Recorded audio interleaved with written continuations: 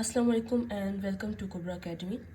आज हम analytical reasoning का क्वेश्चन नंबर 12 कर रहे हैं और आज मैंने कोशिश की है कि एनटीएस के ही एक पेपर से क्वेश्चन निकाला है ताकि आपको ये भी पता चल जाए कि एनटीएस में किस तरह का क्वेश्चन पैटर्न आता है। तो आज का ये क्वेश्चन काफ़ी इजी है, हम इसे कुछ ही देर में सॉल्व करेंगे और इससे रिलेटेड मैं कोशिश करूँगी कि आगे आपको दूसरे भी क्वेश्चंस करवाए जाएँ। चलते हैं अपनी सवाल की तरफ। सवाल हमसे कह रहा है कि Aslam has to study 4 books, 4 किताबें पढ़नी होती हैं असलम को, English, physics, chemistry and biology.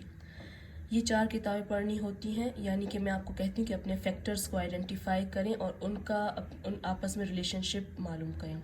On 4 different days, 4 अलग दिनों पर। वो दिन कौन से हैं? वो दिन स्टार्ट होते हैं फ्रॉम थर्सडे टू संडे। अब यहाँ पे आपने ख्याल रखना है, आपने थर्सडे, फ्राइडे, सैटरडे, संडे लेना है। इससे पहले आपने कोई भी दिन नहीं लेना और यही हमारा छोटा छोटा डेटा होता है जो हमें आगे चल के काम आता है। ठीक है, तो फैक्टर्स हमारी क्या हैं कि असलम ने फ़िज़िक्स की और ये इंग्लिश और केमिस्ट्री और बायोलॉजी पढ़ रहा है और 4 अलग अलग दिनों पे पढ़ रहा है। The order of the book is as follows, और आगे से इन्होंने 2-3 कंडीशंस दे दी हैं और वो अब हम यहाँ पे ऑर्गेनाइज़ करेंगे डेटा। अब यहाँ इस पेपर पे मैंने डेटा अपना ऑर्गेनाइज़ किया हुआ है। आप देखो फैक्टर्स मैंने लिखे हैं, English, physics, chemistry and biology. आप अगर चाहें तो इसको इनके इनिशियल्स भी ले लें तो ज़्यादा इजी रहेगा आपके लिए। ई फॉर इंग्लिश, फिज़िक्स और फिर केमिस्ट्री और फिर बायोलॉजी। अब रिलेशनशिप क्या है कि ये स्टडी कर रहा है बंदा, और डेज़ कौन से हैं? Thursday, Friday, Saturday, Sunday. उसने कहा है फ्रॉम थर्सडे टू फ्राइडे। आगे उसने ना 2 कंडीशंस और दे दी है। क्या बोल रहा है वो? Chemistry is studied on the day before the day of English, कि केमिस्ट्री को हम हमेशा इंग्लिश से पहले पढ़ेंगे। यानी ये ज़रूरी नहीं है कि एक दिन पे केमिस्ट्री पढ़ रहा है तो उसके पिछले दिन पर ही वो इंग्लिश पढ़ रहा है तो पिछले दिन पर ही वो केमिस्ट्री पढ़ेगा। केमिस्ट्री इंग्लिश वाले दिन से पहले पढ़नी। अब वो बेशक थर्सडे पे पढ़े, फ्राइडे पढ़े, अगर इंग्लिश बाद में है तो वो पिछले किसी भी दिन पे केमिस्ट्री पढ़ रहा है, लेकिन केमिस्ट्री को इंग्लिश से पहले किसी दिन पे वो पढ़ेगा। दूसरा क्या है?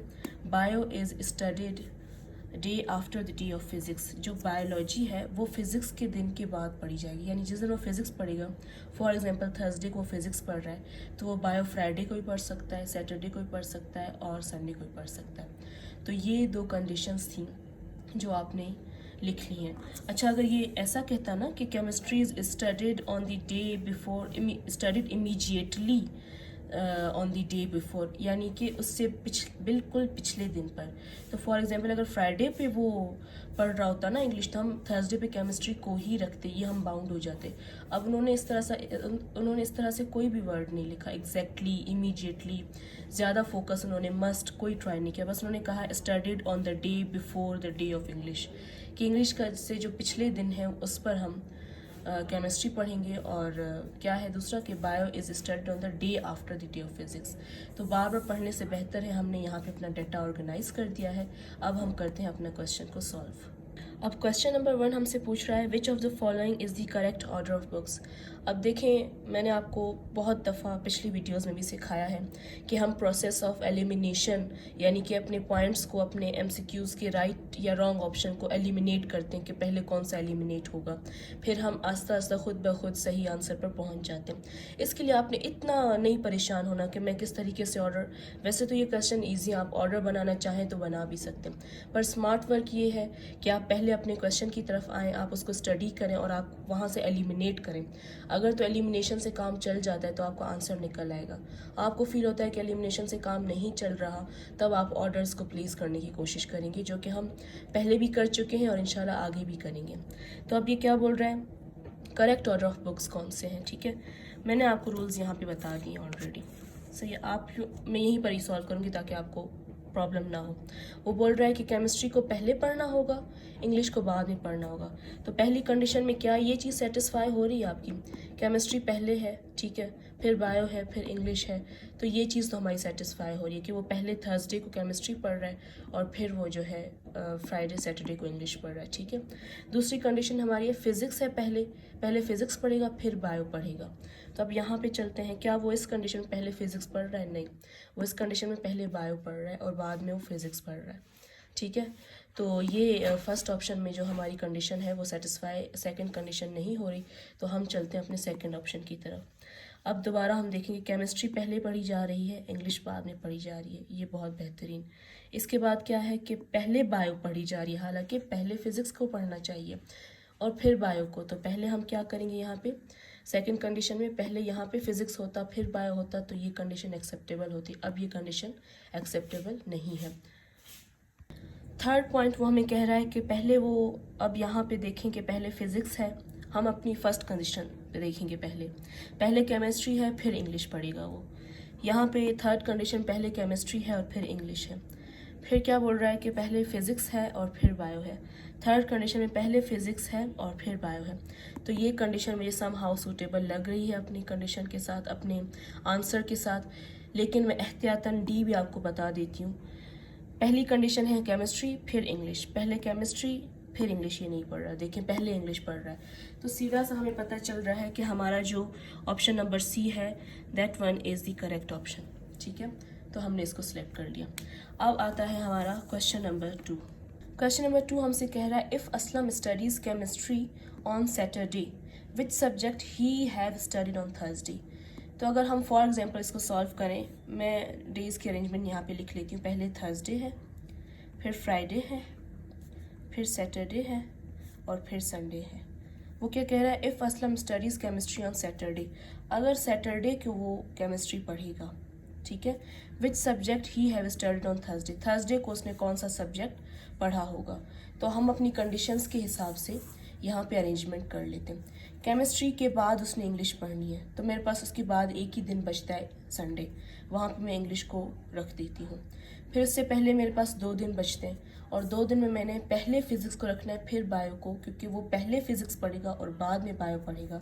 इसलिए थर्सडे को जो सब्जेक्ट उसको पढ़ना चाहिए वो कौन सा सब्जेक्ट है, वो है हमारा सब्जेक्ट सी, फिज़िक्स। ठीक है, ये बहुत आसान क्वेश्चन है, इसलिए मैं इसे जल्दी करवा रही हूँ ताकि हम अपने नेक्स्ट क्वेश्चंस की तरफ चलें। अब क्वेश्चन नंबर 3 हमारे पास, which one of the following is not possible. यहाँ पे थोड़ी सी वर्किंग करने की हमें ज़रूरत है, तो हम पहले यहाँ पे थोड़ी सी वर्किंग करेंगे कि इनमें से कौन सी चीज़ है जो पॉसिबल नहीं है। वो कह रहा है अगर हम केमिस्ट्री को थर्सडे पे पढ़ें तो हमारा काम क्या है कि हम प्रोसेस ऑफ एलिमिनेट करेंगे ना, इसको आप अब भूल जाओ क्योंकि ये क्वेश्चन नंबर 2 है हमारा। हम यहाँ पे थर्सडे, फ्राइडे, सैटरडे, संडे, पहले उसकी कंडीशन क्या है कि अगर हम केमिस्ट्री को थर्सडे पे पढ़ें, अगर केमिस्ट्री को थर्सडे पे हम पढ़ेंगे, ठीक है, तो अपनी कंडीशन के हिसाब से मैं फ़िलहाल इजीली यहाँ उसके आगे इंग्लिश कर देती हूँ, और सेकंड कंडीशन के हिसाब से पहले फिज़िक्स को रख के आगे बायो कर लेती हूँ। यानी कि पहला वाला जो पॉइंट है, इफ़ वो अगर थर्सडे को केमिस्ट्री पढ़े तो अरेंजमेंट उसकी सही हो सकती है।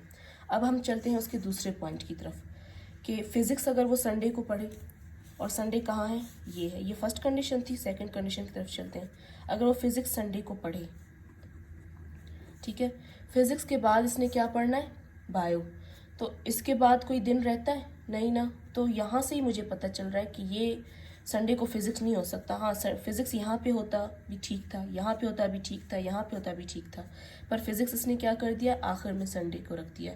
तो अब उसके बाद वो बायो तो नहीं रख सकता, बायो ने दोबारा दूसरे अरेंजमेंट में आना पड़ेगा, तो इसीलिए ये नहीं हो सकता। आप अपनी आसानी के लिए अपने आप को सेटिस्फाई करने के लिए दूसरा भी ऑप्शन लिख के रख लें। फॉर एग्जांपल यहाँ पे है सी में फ़िज़िक्स ऑन, वो फ़िज़िक्स पढ़ रहा है सैटरडे को, तो हम यहाँ पे फ़िज़िक्स लिख के रखते हैं। तो अगर फ़िज़िक्स वो सैटरडे को पढ़ रहा है तो उसके बाद वो बायो पढ़ेगा अपनी सेकंड कंडीशन के हिसाब से, और यहाँ पे 2 जगहें बच रही हैं, वहाँ पे हम केमिस्ट्री और इंग्लिश कर देते हैं। ठीक है, और थर्ड क्या बोल रहा है, अगर वो बायो सैटरडे भी पढ़े। अब ये अगर वो बायो सैटरडे भी पढ़े, तो बायो अगर सैटरडे भी पढ़ रहा है तो इससे पहले, आपको नज़र आ रहा है यहाँ पे, ओके, अगर बायो वो सैटरडे भी पढ़ता है तो उससे पहले फॉर एग्जांपल वो फिज़िक्स पढ़ रहा है। अब यहाँ पे आप कंफ्यूज होगे कि कंडीशन 1 कैसे करें, हम केमिस्ट्री को पहले रखना है इंग्लिश को बाद में। तो यहाँ पे वही बात आ गई कि ये ज़रूरी नहीं है कि वो उससे एक दिन ही पहले पढ़ रहा हो। हाँ, ये है कि इंग्लिश को बाद में आना चाहिए और केमिस्ट्री को पहले। तो हम ये कंडीशन केमिस्ट्री को यहाँ पे रख लें, इंग्लिश को यहाँ पे रख लें, तो ये भी हमारी कंडीशन सेटिस्फाई हो रही है। तो इसका मतलब है जो चीज़ सेटिस्फाई नहीं कर रहा हमारी कंडीशन को, वो है ऑप्शन नंबर बी। ठीक है, ये जो कंडीशन है वो सही से आप सेटिस्फाई, आप क्वेश्चन को नहीं कर रहा। तो जनाब यहाँ पे हमने अपना क्वेश्चन नंबर 12 सॉल्व कर लिया है और ये क्वेश्चन डायरेक्टली मैंने उठाया था एनटीएस से। ठीक है, तो एनटीएस इस तरह की नेचर की क्वेश्चंस देता है जो कि इतने टफ नहीं होते, आपको थोड़ी सी प्रैक्टिस की नीड है और कुछ भी नहीं। तो इंशाल्लाह मिलते हैं अपने अगली वीडियो में किसी और क्वेश्चन के साथ। अगर आप कहेंगे कि आपकी मर्ज़ी का क्वेश्चन हम सॉल्व करें तो आप कमेंट बॉक्स में वो क्वेश्चन लिख के भेजें, इंशाल्लाह हम किसी वीडियो में उसको सॉल्व करने की भी कोशिश करेंगे। तब तक के लिए मिलते हैं अगली वीडियो में। अल्लाह हाफिज़, अल्लाह निगहबान।